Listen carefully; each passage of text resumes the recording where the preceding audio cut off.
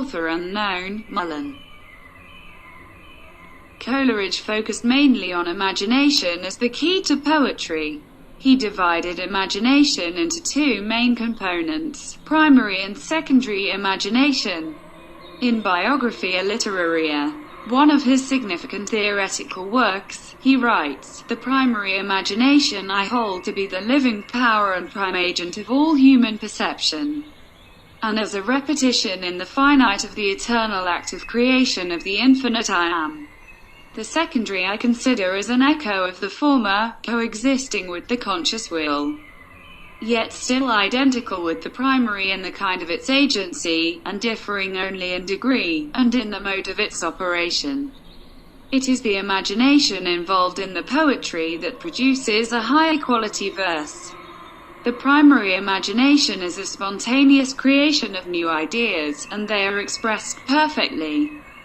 The secondary imagination is mitigated by the conscious act of imagination, therefore, it is hindered by not only imperfect creation, but also by imperfect expression." To further subdivide the act of imagination, Coleridge introduces his concept of fancy. Fancy is the lowest form of imagination because it has no other counters to play with but fixities and definites. 387.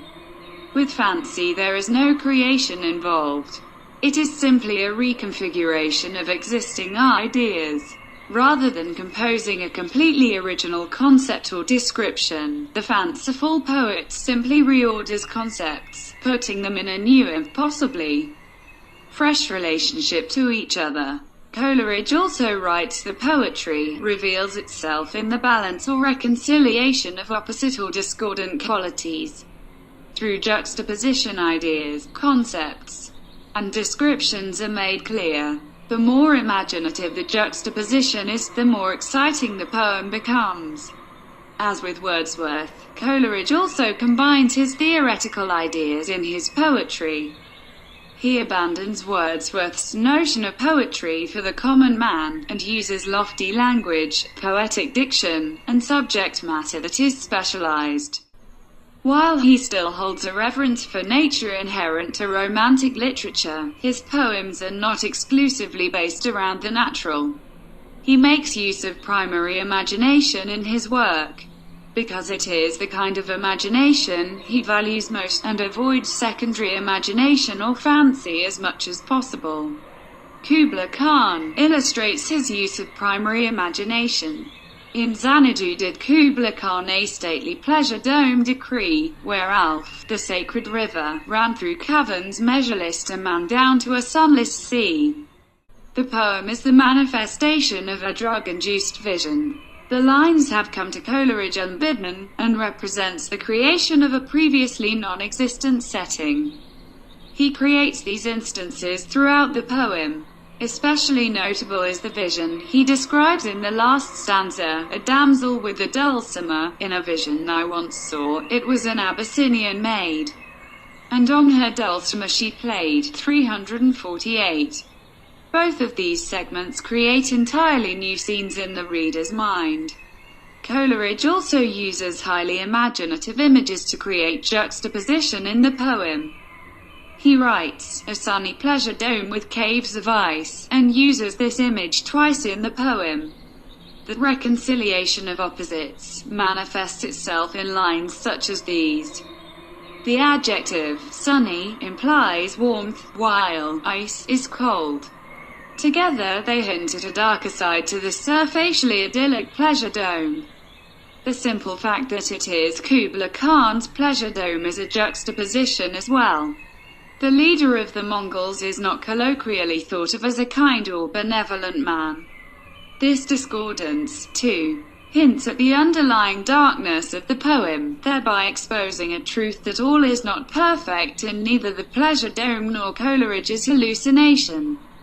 Coleridge and Wordsworth valued artful poetry, although they had some different theoretical opinions. Both of them succeeded at making poetry that is complex and dense enough to withstand 2 centuries of analysis. And modern critical practice has not yet fully distilled the potential meaning to be found in their work. It is easy to see how their work places them firmly in the realm of the Romantics. But it is quite difficult to come up with a single form of modern criticism that can fully deal with these two poets. Mimetic forms of criticism, including contemporary Platonists and Aristotelians, could offer observations about how the poetry of Wordsworth seeks to imitate nature and the effects of nature on the individual. He works to reconstruct an experience for the reader. Likewise, these same critics could say that Coleridge's imitation of human beings in poems like Christabel and The Rime of the Ancient Mariner teaches us something about human nature and behavior. Unfortunately, purely mimetic criticism would miss much of the rhetorical devices and aesthetic qualities embedded in the work.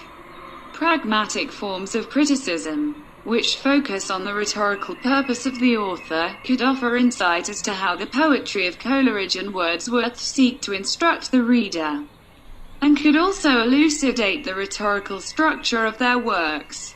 Both of the poets seek to reinforce the individual, the glory and value of nature, and induce revelations in their readers. Also, as with all of the Romantics, Coleridge and Wordsworth are constantly seeking the sublime. This period follows the rediscovery of Longinus's ideas about the sublime, which describe how rhetorical structure is used to gain the same feeling of transcendence as nature promotes. The work of Coleridge and Wordsworth is also rhetorically constructed to express their critical theories, which a pragmatic reading of the text would pick up. The expressive forms of criticism could offer valuable insights into the poems of Coleridge and Wordsworth by focusing on the texts as products of the poets. Certainly, forms of psychoanalytical criticism would have much to say about Wordsworth's constant overflow of emotion and Coleridge's chemically altered imagination. Objective critics like the new critics and formalists could shed light on the synergy created by the interaction of the various parts of Coleridge and Wordsworth's poems. In Biographia Literaria, Coleridge wrote that a poem must be a cohesive unit, with every part working together to build into a whole. Both poets pay close attention to form and diction in their work, and create poems that are independent units of thought. Especially the work of Wordsworth seems to precipitate Marxist criticism, which could provide insight about the elements of class in his poems, and could also discuss the connection between form and content in the poetry. Postmodern critics would especially enjoy looking at the fierce individuality of Coleridge and Wordsworth, who each create their own micro-narrative of the world while rejecting the meta-narratives of their time. The complexity of Wordsworth and Coleridge's theoretical ideas leads to the complexity of their poetry. It is impossible to name one form of criticism that could sum them up entirely, because ultimately they are working with a large number of weighty concepts. This is why their poetry is still read and analyzed. Since Aristotle claimed in his Poetics that the complexity of a work is directly proportional to the greatness of the work, we have sought out literature that withstands multiple intense readings. Because we can look at the poems of Coleridge and Wordsworth in a large variety of ways, we are constantly finding new meaning, which gives the poetry a rereadability not found in lesser work. Rereadability is the hallmark of good literature and of the sublime. Coleridge and Wordsworth knew this, and they wrote toward that goal.